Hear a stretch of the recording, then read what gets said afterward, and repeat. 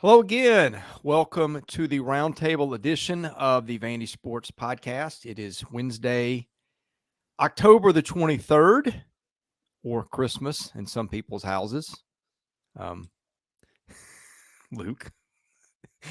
In any case, our podcast presented by lots of people. That includes the Murfreesboro Pure Milk Company. They present baseball season. We had some baseball coverage last night. Billy was at a scrimmage. Maybe we'll get into that.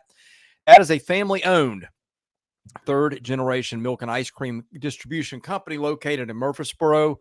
Partnership began 50 years ago with Purity Dairy in Nashville to provide purity milk and ice cream to consumers in Middle Tennessee. They now serve Southern Kentucky, Northern Alabama, Chattanooga, and North Georgia. Today, they supply grocery stores, convenience stores, and others with Purity products, as well as Mayfield, Nestle, Haagen-Dazs ice cream. For more information, visit their website at mpmci.com. Basketball season around the corner. That is presented by Wash House. If you're dreading laundry day, if it is stealing time for the things you truly enjoy, let the laundry professionals at the Wash House take care of that for you. With two convenient locations in the greater Nashville area, just drop off your dirty laundry. Our professional attendants can give you back the one thing you can never have enough of. That's your time. Within 24 hours, pick up your nicely folded, fresh, clean laundry ready to be put away. Check out washhouseclean.com. Stop in today. Get your time back. Let's jump straight into football. Texas is ahead. Ball State is behind. And boy, Luke, you called it.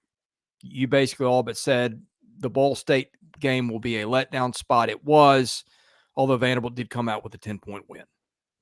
Yeah, I mean, it was very predictable. We came out with very low energy. I was glad, loved the crowd. I thought there was great, support for the kids. I was happy to see that. But it was predictable. We hit a flat spot, and luckily we were playing Ball State. Now I will say this: their offense can do damage, and we were lucky to hold them to 15 points. I mean, when the game started and they went right down the field, I thought, oh my, we better be able to hang on to the football and score, because we got to match them, because they're going to be able to score all night. But defense cinched up and did a better job throughout the game. I think they gave up 2 touchdown drives, but less than 300 yards. But it definitely was a flat spot, and hopefully they've saved it all up for Saturday, because they're going to need it. I thought it was interesting, guys. We're not used to Vanderbilt, getting into the post-game locker room and just being disheveled and a little disappointed after any win. And, Clark ended up talking about that in the press conference. He said, I was a little disappointed there wasn't the normal celebration in the locker room. And so I think that's an indicator of the mindset of this team that, they came out flat. They ended up getting the win, but, CJ Taylor said we should have dominated that team. They probably should have. They stalled out there their first couple of drives. I thought maybe, Luke, if they score touchdowns there, they get up, double digits early. Maybe Ball State gets a look of, here we go. But I mean, they were in it. That was a 4-quarter game.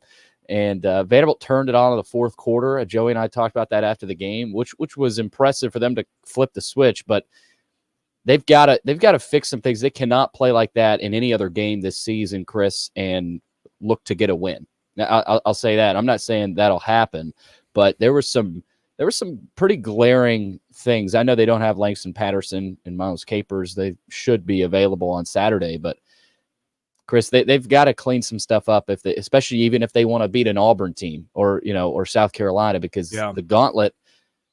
The whole season's really been a gauntlet, but I mean, with it being late in the season, you got to buckle your trench straps a little tighter now if you're Vanderbilt.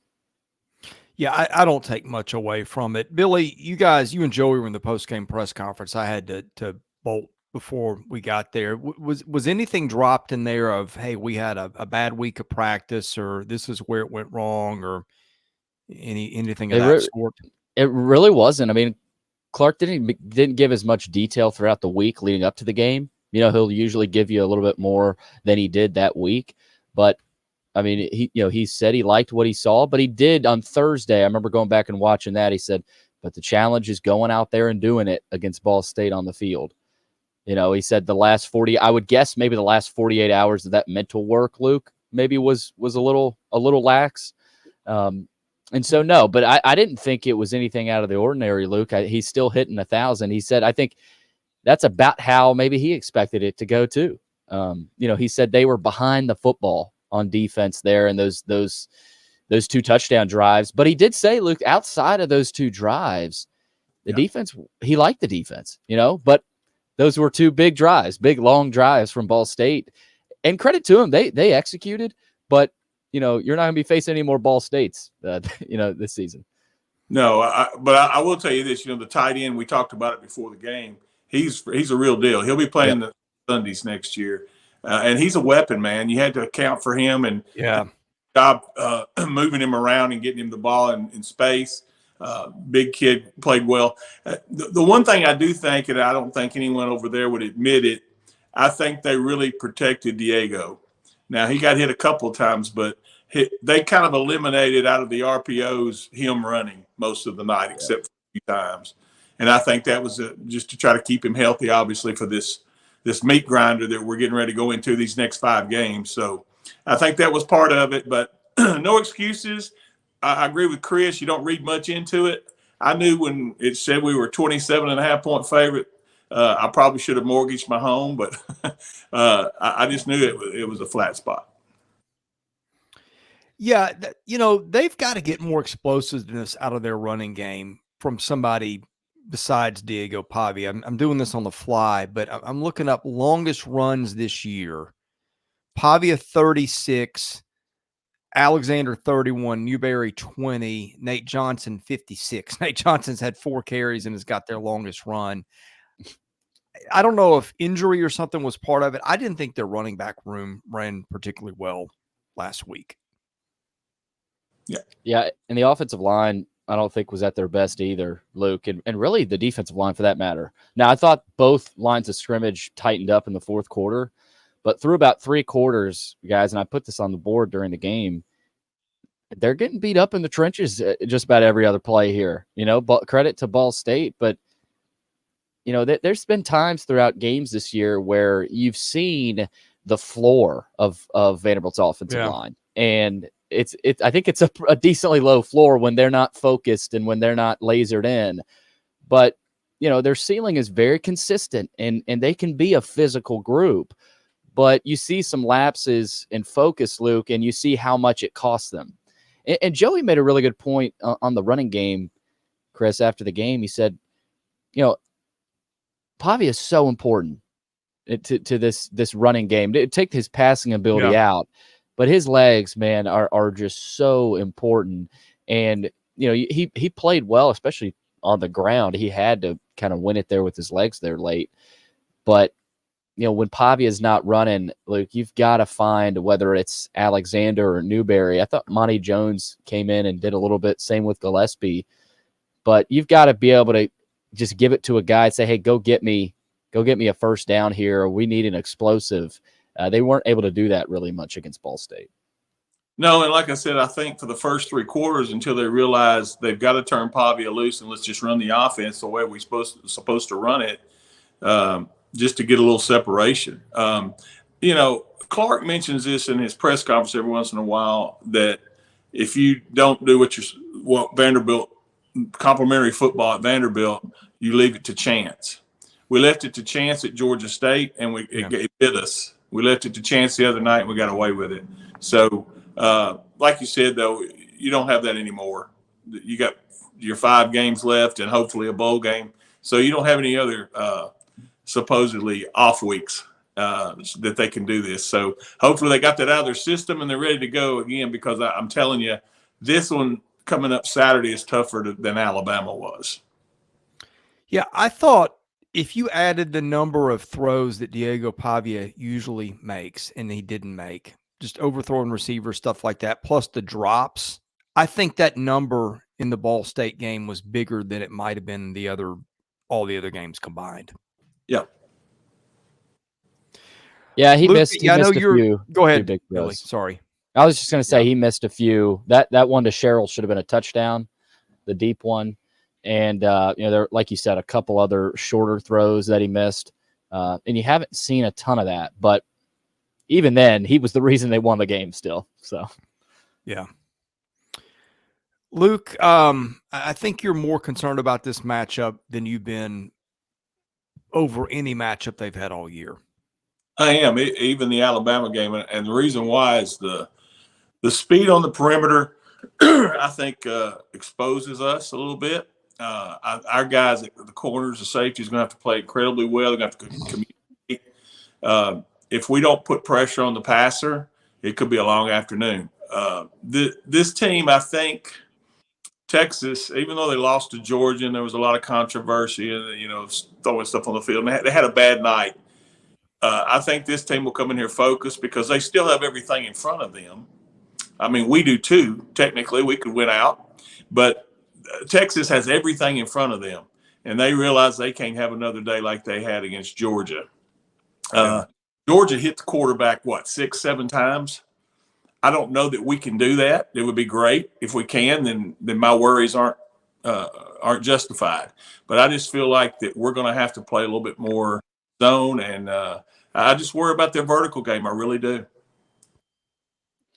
Yeah, Texas is not Alabama. I'll say that. And I'm not saying Alabama is some middle-of-the-road team, but they've looked like it. I mean, South Carolina almost beat them there too. So I think Alabama is they're going to realize that they're not as dominant as they once were. But I look at offensively similarity. There are some similarities. Now, Jalen Milroe is not the passer Quinn Ewers is. And, but you look offensively what they want to try to do. They want to get it out to Ryan Williams and those receivers, Bernard and Law, and run the ball.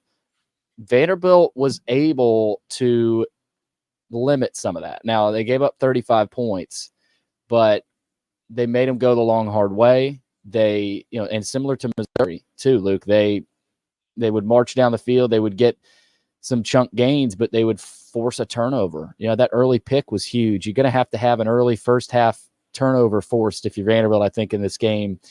But you're also going to have a strip sack late, but can you get that same pressure? You got a feeling Texas's offensive line is a little bit more formidable than Alabama's.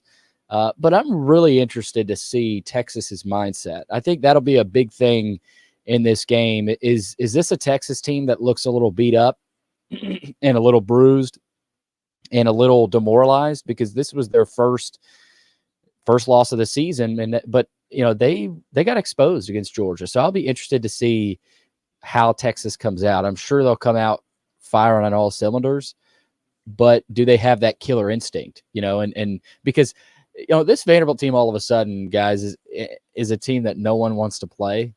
They're able to suck you into their own game, and playing in Nashville can be weird, just so different than going on the road somewhere else where it's maybe 60,000 to 80,000 people in the stands, even upwards of 100,000.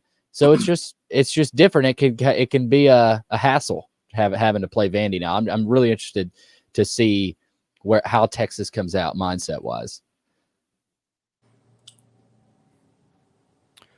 What do I think the crowd's going to look like? Feels like there's a lot of tickets in the visitors section on sale when you look at the online ticket brokerage sites, Luke. I told Billy before we got on the air, I think it'll be let's just round it off and say it's 29,000 is what's there, 18,000 Texas and 11,000 Vanderbilt. I think there's, Austin and Nashville are similar cities. And I think if they would have won last week, the few people that are selling their tickets that were Texas folks that decided, I'm not going to make the trip now, they would have been here. But since they got beat by Georgia, a lot of them are just saying, we're going to stay at home. Nashville's just like Austin in a lot of ways. So I think that's part of it. Yeah, and I think that's a good point about Nashville and Austin. They are very similar. It's not like you've got a fan base from Athens or from Baton Rouge that wants to come up and see a big city and have some fun in Nashville. Texas is able to do that any chance they get in Austin, and that's very similar, like you said. But it's also no more college game day, not even SEC Nation, and it's not the 2:30 ABC game. So the national buzz, it's there to an extent. Like, I think people are talking about this game, but the TV networks don't want to jump on this game, which is interesting. I mean, they chose Alabama. They chose Alabama, Missouri as the ABC game at 2:30 over this game, which I have no idea why. I mean, Alabama, they've already got 2 losses. Missouri is not what they're cooked up to be. I mean, I don't get what the networks are waiting to jump on this. And it's not just Vanderbilt, it's Texas too. I mean, this is a big game that has a lot of implications. Whether you think Vanderbilt is overhyped or not. I mean, it's a Vanderbilt team that beat Alabama. They went on the road and beat Lexington. I don't know what it is. I don't know if it's the Vanderbilt effect. I really don't know. One thing I like to say that I notice this stuff. I pay attention to it because it's always been consistent over the years that I've followed football. You know, when you're a double-digit underdog, hardly ever do you win the game. Vanderbilt has been double-digit 3 times and won the game. Yeah. This would be took another one to overtime. I mean, double overtime. I don't ever remember that in Vanderbilt's history. I really don't. Even the years that when they won 8 or 9 games, a lot of times they were favored in those games or only a single-digit underdog when James Franklin was here. So I've never seen that. Now, I'm sure it's happened maybe once or twice over the years with other schools, but Vanderbilt has never been a double-digit underdog in 4 games and covered all of them and won all of them. And I think that's why they're still really fueled. You know, and Stephen Hubbard had some good comments. I asked him, I said, what's it going to be like facing this Texas defensive line? Obviously, they've got, you know, maybe they're more of an upper echelon defensive line compared to Alabama. He didn't want to talk anything about Texas defensive line. He said, we're upper echelon too. Wow. It's guys like that. This team has confidence. They've got swagger. They don't care what anybody says on the outside. They don't care what anybody thinks. And I've learned not to doubt them. And Luke, I'm not saying, you know, that you're thinking reasonably. This is a really good Texas team, right? I don't think you would ever doubt this group either. But I know there's people on the outside looking in that still believe Texas is going to come in here and roll Vanderbilt. And I don't think this team will get blown out. I don't think they can blow anybody else out. That's the thing with this team. That's the scoring margins. Have they won or lost a game by 10 or more? No. I mean, everything's been single digits except for Alcorn State. So now, look, here's the thing. We have to have not exact, but pretty much the same formula we had against Alabama, where we have the ball 38 to 40 minutes. We're going to have to do that again Saturday, and that's a tough assignment. And then the other thing, you know, we talked about the Ball State game. The 2 things that we did do, we still won time of possession by 10, or 3 things. We won time of possession again by 10 minutes. Mm-hmm. We also didn't turn the ball over again, and we also only had 2 penalties. Those things have to stay a constant for Vanderbilt to win games. So you want some stats, guys? Shoot them. And I'm sure you guys already know a lot of these, but Vandy's 8th in the country and leads the SEC in third down conversion at 52%. So they're converting on third downs. They lead the SEC in fewest turnovers, like you just mentioned, Luke, and turnover margin. They have the best SEC red zone offense, 96%. That's 6th best in the country. And they've got an average time of possession of 33 minutes. That leads the SEC. Those are some pretty important offensive stats. And we're past the point of saying, you know, can this – now, I know this Texas defense is really good, and I don't think Vanderbilt's faced a defense like this all season. But I remember saying that leading into Missouri and even Virginia Tech. Guys, we talked about that Virginia Tech defense. You know, the what's his name, the old coach, the lunch pail defense. Like, that was their style. Vanderbilt, I mean, you never hinted at Vanderbilt's offense in that game struggling at a certain point. So I think this offense is one of the best in the SEC. But like you said, Luke, they've got to continue to take care of the ball. If you turn the ball over even once in this game, that'll be massive. But I looked at those stats and I was like, my gosh, I didn't realize that. The other thing they have is a field goal kicker is hit 4 of 50 or more. Yep. Like, Luke, has anybody in the history of the program ever done that? And we've got 5 games to play at least. Yeah, actually, the kid that is our representative of the SEC championship, Ricky Anderson, did that back in the 80s. He was a great kicker. He was all SEC. Okay. But besides Ricky, no, I don't think so. Yeah. Gary Spear, I got to 450 plus, I think, but in one season, not. I want to say he did, but his name was brought up. I can double check that though. Sure.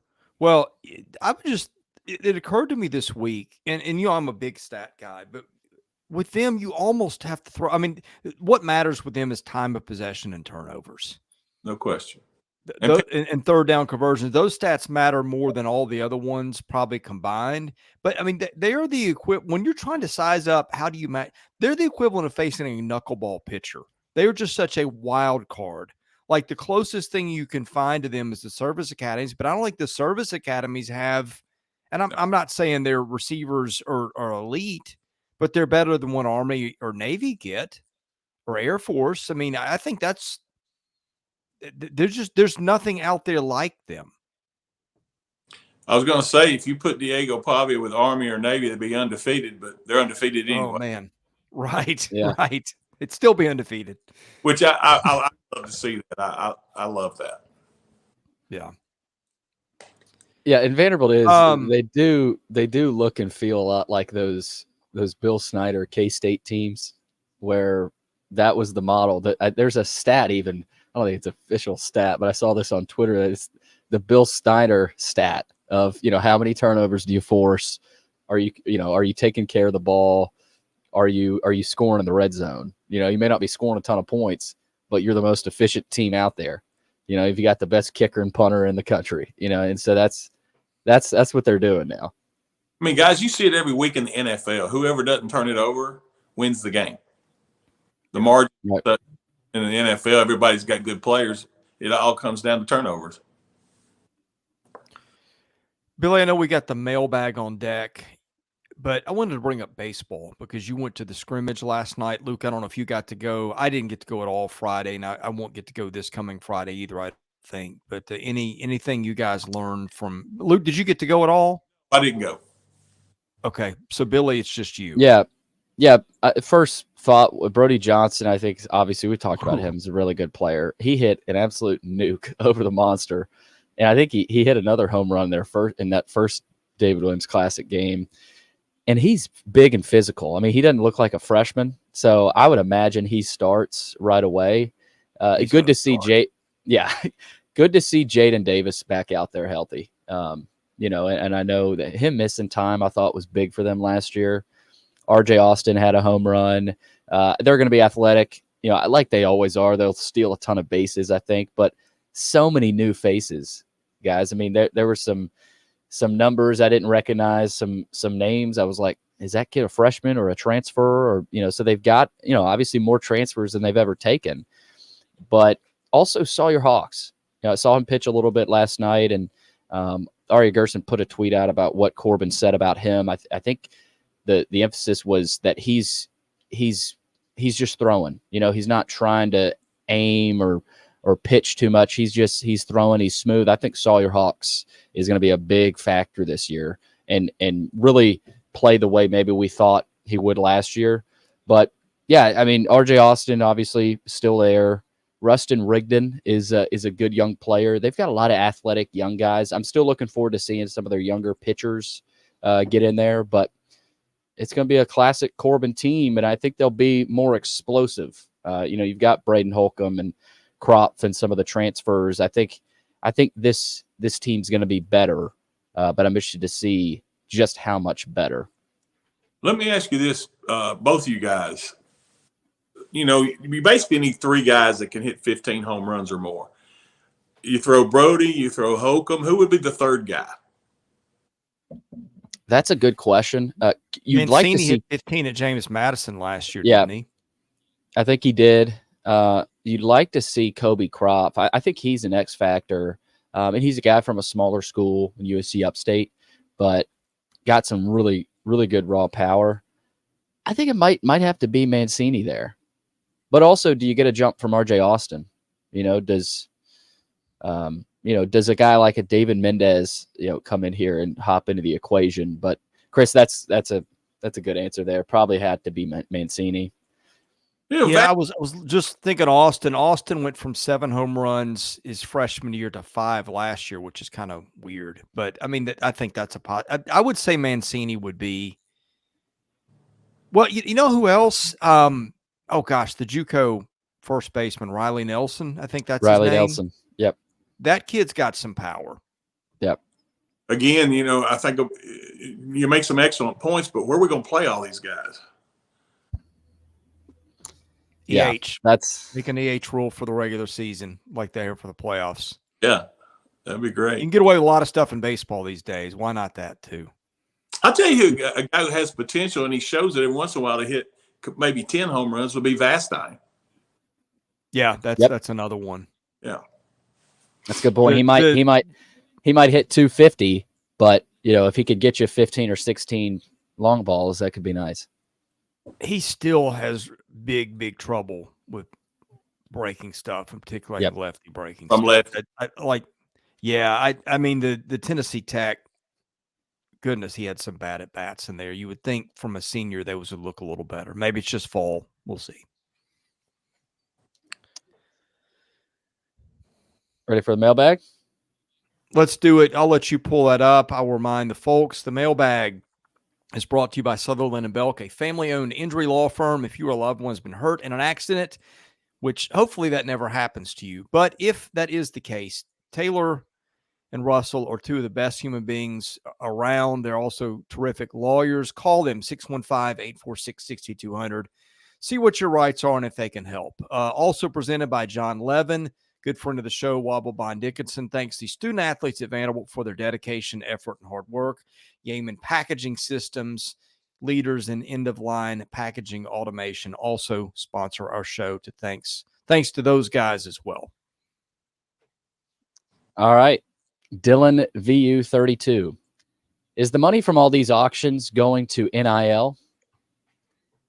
That's a good question. I mean, I would guess some, but I don't know in what ways. Guys, enlighten us. I have no idea. Chris? I think there's other questions in the mailbag about their NIL right now is just weird. I mean, you've got it's frag. Well, they announced that's the nice way to put it. But anyway, they announced Grindstaff. What was it last week? And that's the Albuquerque guy you were talking about, right, Chris? You have a chiropractor where in Las Vegas who runs NIL for multiple like Mountain West schools, running Vanderbilt's NIL as an SEC. I just don't get it. I think it's very football focused. I don't know how you get to a point where a guy running your collective lives a 4-hour flight away and is doing it for other schools, and he's doing something else in his full-time job. Luke, how do we get to that point? I have no idea. To me, and obviously I'm not speaking for Vanderbilt. I'm speaking for what I know. Give the money to Gridiron. Just give the money to Gridiron and just go from there. Yeah. That's what The school still has a lot of control over everything. Yeah, they do. I don't know where that's coming from. I think we all know, but it could come from campus. I don't know. I'm like you, Chris. I thought I felt really good about where they were headed. I thought they had made some great decisions about who they had involved in basketball, and now we're going the other direction. I don't know where that comes from. Hopefully it's guys. I don't know what they're playing for any other sport. I mean, this is a very football-centric collective. I don't know what their plans for any other sports are. Yeah. And where they're getting their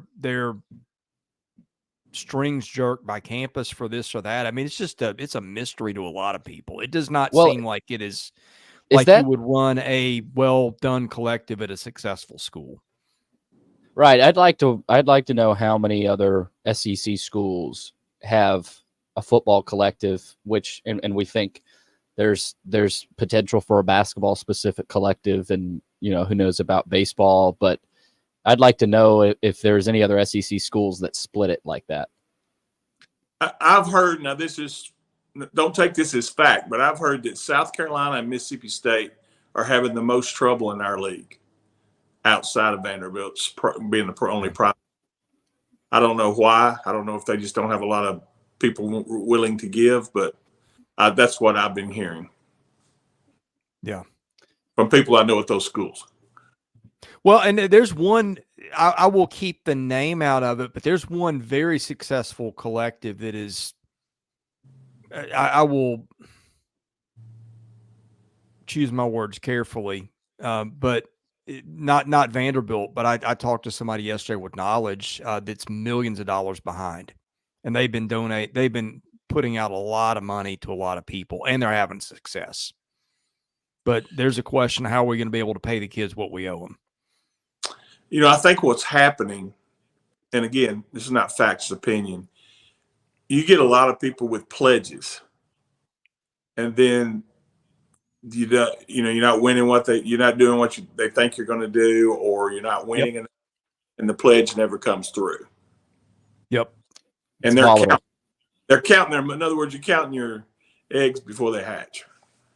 Well, where this is going to go, and I think there will be room for collectives, but what's eventually going to happen, and this is where Vanderbilt better get its stuff together. The revenue models coming up for college sports are going to be very different. And I think what's going to happen, instead of everybody getting the same amount, it's going to be more like pro sports, where everybody gets a certain amount from TV and whatever. And then what like half of it's going to be what you earn.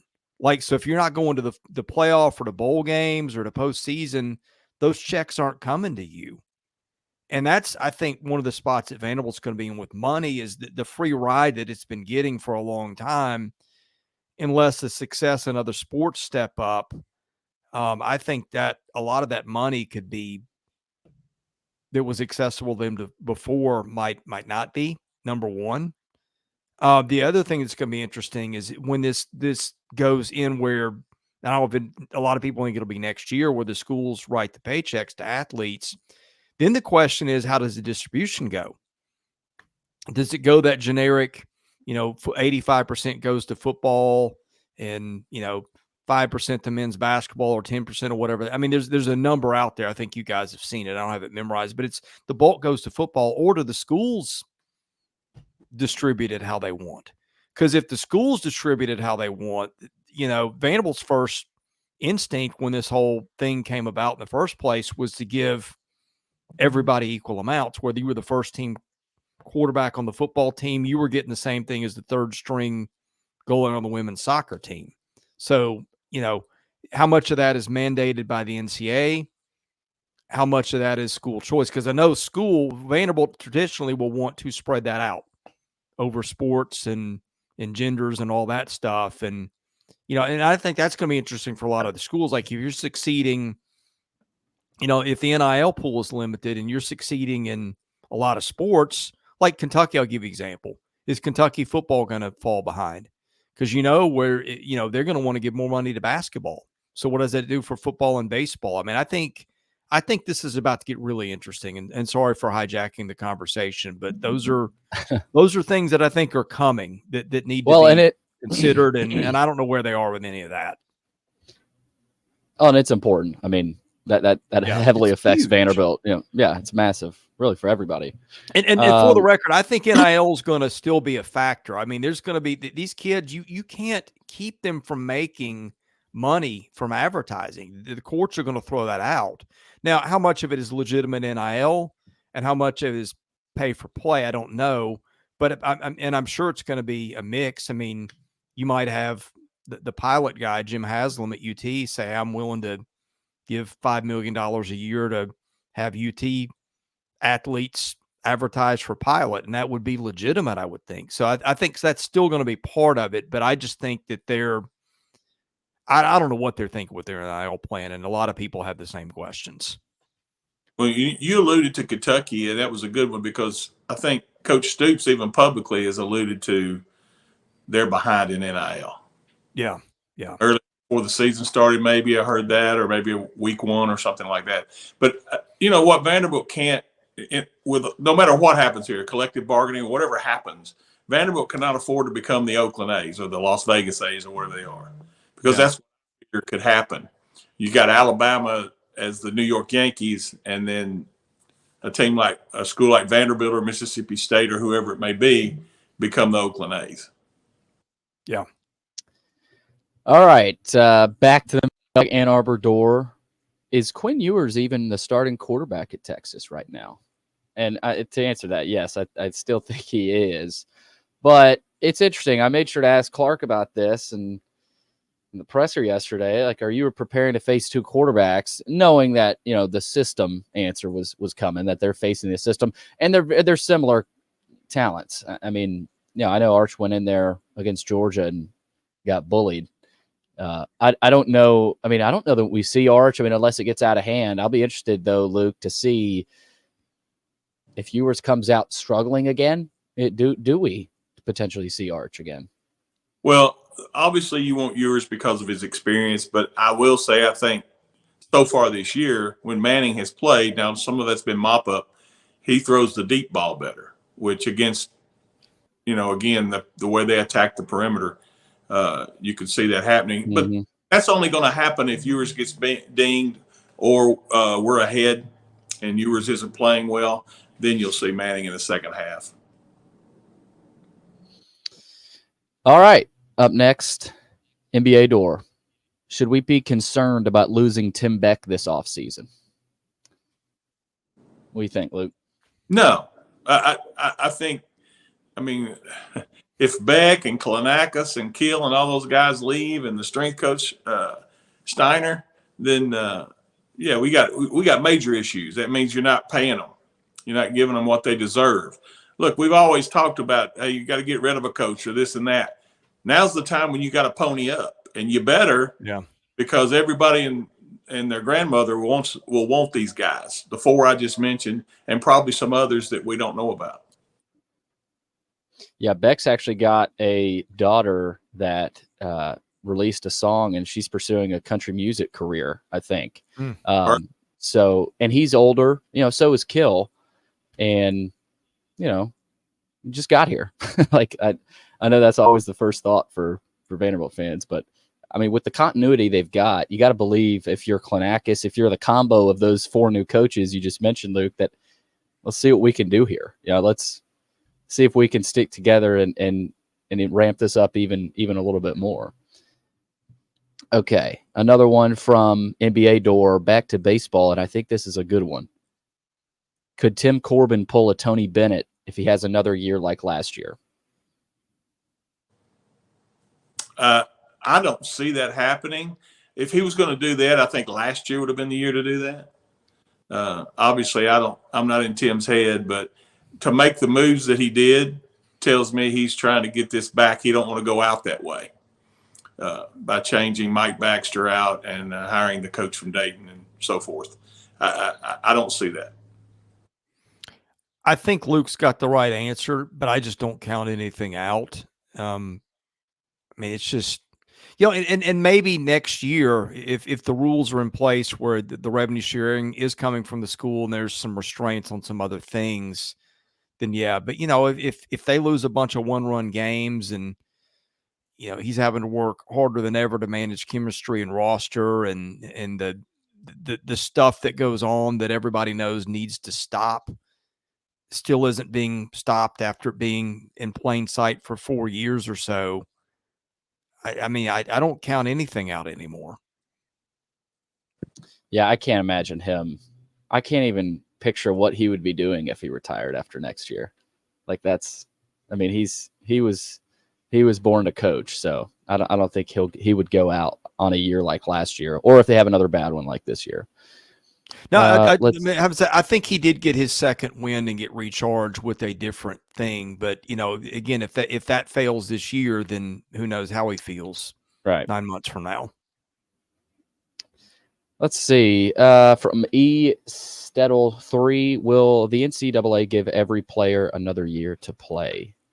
Not sure I understood that question. I don't know if you saw that one, Chris. We'll skip that one. No. Is there news or something that prompted the question? I think what they're referring to is that, it's been thrown out there that Diego could get another year in January if they pass where, I don't know, his junior college year wouldn't count or something. I don't know. Yeah. Is that still in? I mean, that's really interesting. Like, I don't know that we're talking enough about that. And I know we hinted at it early when there was some buzz about it, a month or so ago. But that was the thing, wasn't it, Luke? Somehow the JUCO time didn't count against him. Right. Right. And the fact that if that does happen, then you've also got to negotiate with Diego. Okay, look, I got you. Let's assume we get one more win and go to a bowl. If we go to a bowl, Diego's going to say, okay, look, I got you to a bowl for the first time in years. How much money are we going to get here? Yeah. Mm-hmm.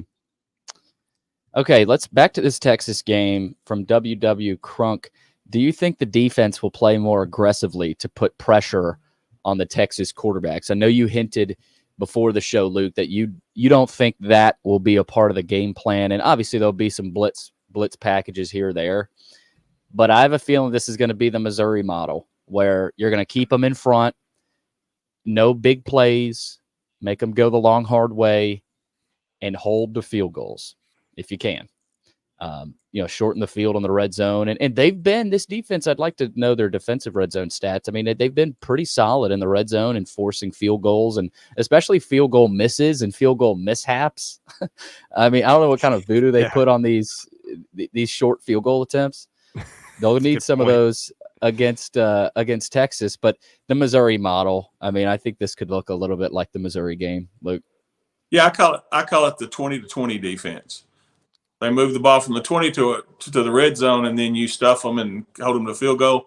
I think that may be the formula for sure, and the approach to this game.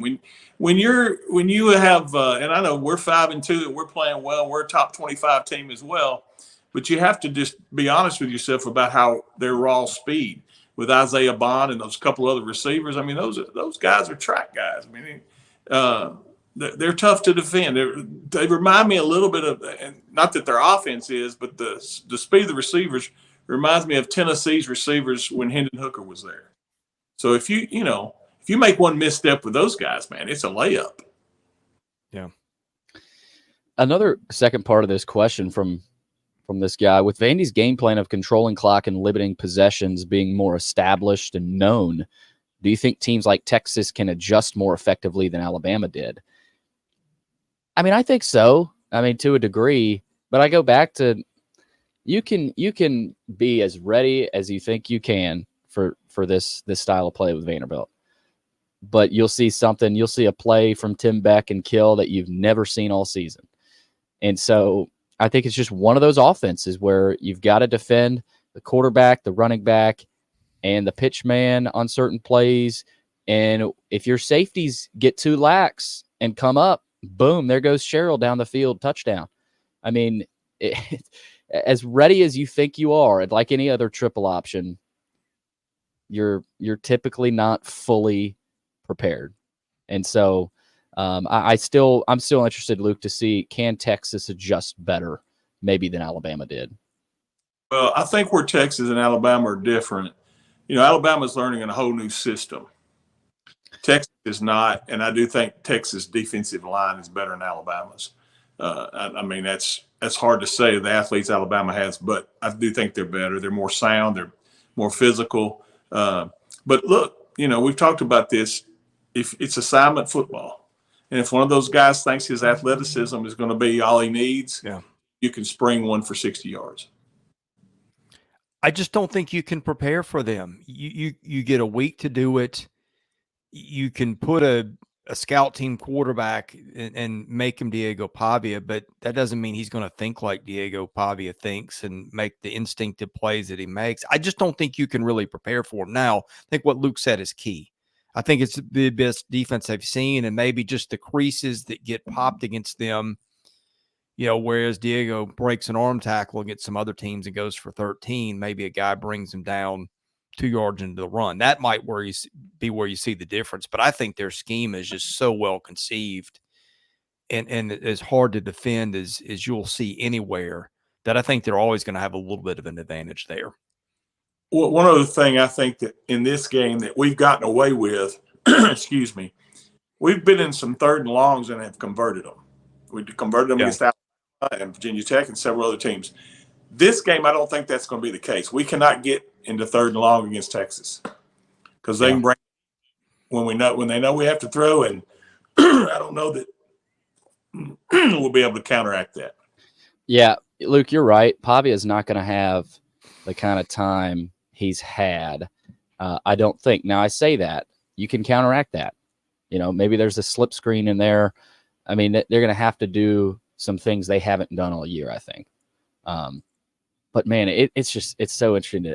You just don't know. I don't know what we're going to see on Saturday offensively. That's part of the wizardry of this offense, the trio of Kill, Beck, and Pavia and everybody on this offense. Okay, go ahead, Luke. I'm sorry. I was going to say, and I'm not trying to be too dramatic when I say this, but I think it's an apt description of our offense. We're kind of like a python. If we get ahead of you 7-0, 14-0, we just start squeezing that clock. And then you start panicking, and the more you panic, the tighter our grip gets on you. And as long as we do that, we can win every game we play or any game we play. That's true. They really feel the game out well. And I credit that. I don't want to give too much credit to Beck or Kill or Pot. I mean, it's those three.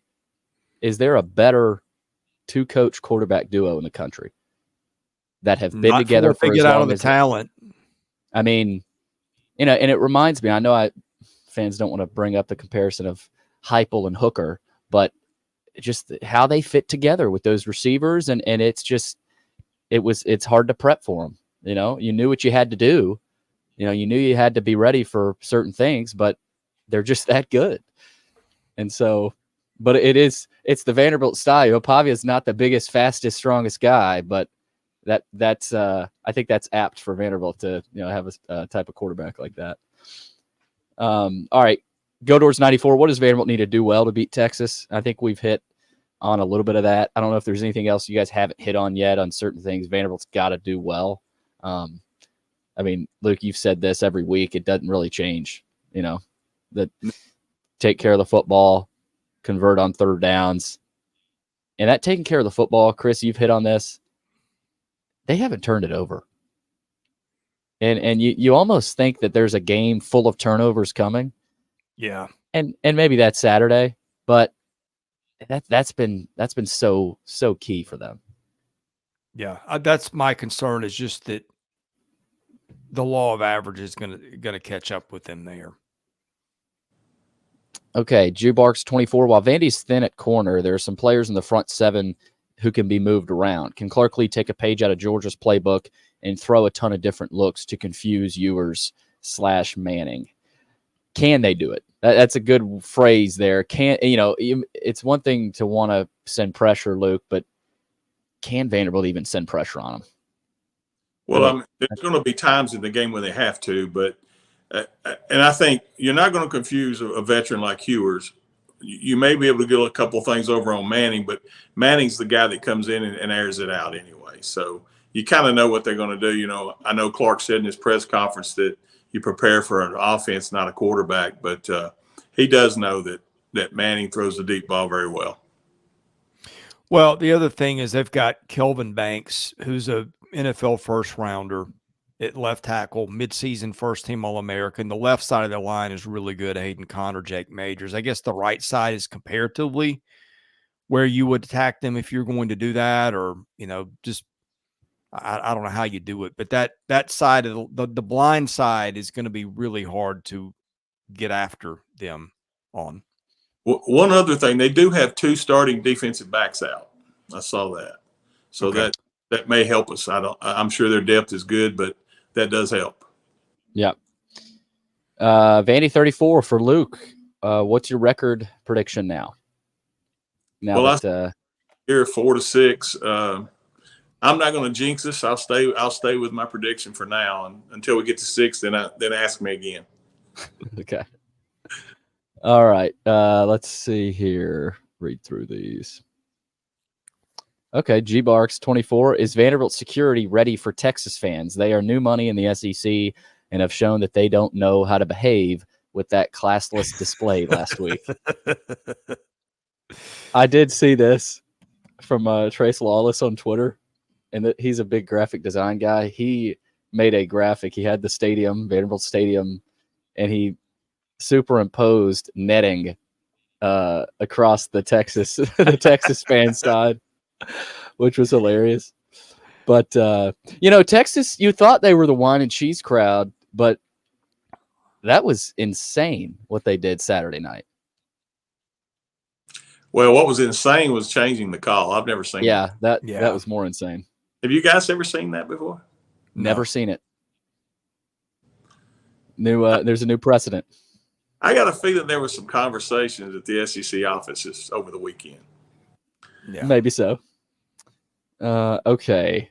B shared at 15. I think you hit on this earlier, Luke. In order for Vandy to win this game, what does the turnover margin need to be? You said +3, right? 2 or 3, yeah, definitely. And again, we can't turn it over at all, probably. I mean, we can't. Yeah. I like how you bring up some weeks Texas has to play their blank game. Vandy has to play their blank game. What do you see that as this week? Well, Vanderbilt obviously has to play their A game. Texas has to at least bring close to their A game to beat us. If we play our A game, you're going to see a game like Alabama, where they still scored 35 points, but and I think it'll probably take high 30s or 40s plus to win this game. Okay, Denver Door. I know I touched on this earlier. Give me a logical reason why Nashville wasn't chosen for either College Game Day or SEC Nation. It makes no sense. I'm with you. I can understand Game Day. They were waiting on Texas to beat Georgia because the storyline was going to be, can Vanderbilt knock off number 1 again? That's what it was going to be. I'm convinced Game Day would be here if Texas beat Georgia. So that's the Game Day reason, I think. And they're headed to Indiana. I know Indiana's 7-0, but their starting quarterback's out. And they're playing Washington, who I think is like 3-4. So it wasn't the best slate, to pick from. Notre Dame, Navy, but SEC Nation. I don't get why they're not in Nashville this week. Yeah, I think ESPN is riding the Lee Corso train to Indiana, where he used to coach, and I mean, there can't be too many shows left for him. So that I kind of get that with Texas not being a SEC Nation. I didn't understand that. Yeah. Have they ever been to Bloomington? I don't ever remember seeing them. I don't think so. I don't think so. Yeah. And SEC, and those Alabama fans will be fired up for SEC Nation in town. But I spent a month in Bloomington one week. Did you? Involve a snowstorm? Yeah. Yeah. When was this? Oh, Lord. 20 years ago. Oh. Okay, we got to close it out with a basketball type question here. Gary Robertson, do you think Mark Byington is going to be able to land higher profile recruits than we historically have signed, Darius Garland excluded? I think so. I think this is a big year to prove that, okay, you didn't really have the guys you maybe really wanted, but you made the NIT or you made a push for the tournament. I think this year is that year. Ask me after this year, and I'll say absolutely, because this is the proof in the pudding year. But I don't even know that they have to have some massive year this year, because he's been able to land. They had a couple of big visitors last week, and I'm sure they've got some visitors coming in this weekend. But he's been able to attract guys and get guys to campus and be in those battles for, big time players. But guys, I don't know that this season is a season. It can't be awful, but I think Byington will get it going really no matter what. I have all the confidence in Mark Byington for what I've known about him right now. I tell you something that's being overlooked that they're not talking about. I think this team already will wind up playing very good 3-point defense because they defend it all the time in practice. And you do something all the time, you're bound to get better at it. So I just feel like that's the one strength of this defense. Yeah, there's going to be some dunks and layups against us because We don't have a rim protector, but I feel like our defense is being overlooked. I think it's going to, as the season gets going and rolls into conference play, we'll be pretty good from out there on the perimeter. I think everything you guys said is valid. I think he's a good coach. I think he's a good recruiter. But again, somebody explain to me where they've got a plan for NIL and basketball right now. I just don't see it. When you've got a chiropractor 3/4 of the way across the country whose ties are to Jerry Kill, where does basketball or anything else fit in? I don't know. I don't understand what they're doing. And yes, it's the school that has its finger on the scale. Yeah, you hope he gets what he needs. I think that's probably that's my concern. Yeah. 11 days away from basketball. Maryland Eastern Shore coming up. Yep. It is nice to not have to be already talking about basketball heavily. I'll say that. Would there at be this point? What'd you say? Would there be a Maryland Western Shore? Probably not. I'm full of myself today. I don't know. Hey, buddy, there are Pac-12 teams in the ACC now. So teams on the Pacific Ocean and Atlantic Coast Conference. I don't think you can rule anything out anymore. Yeah, not anymore. That's what I got. Yeah, it's been fun. Looking forward to talking about Texas. And then, gosh, what have we got next week? We'll be looking at the Auburn game, which would be interesting. So we'll be back next week for that. We'll have plenty of content in between. You can find that here on YouTube or wherever you get your podcasts, also at vandysports.com. Thank you to Luke Wyatt and Billy Derrick, all our sponsors. I'm Chris Lee. You've been listening to the Vandy Sports Podcast, part of the 440 Sports Network.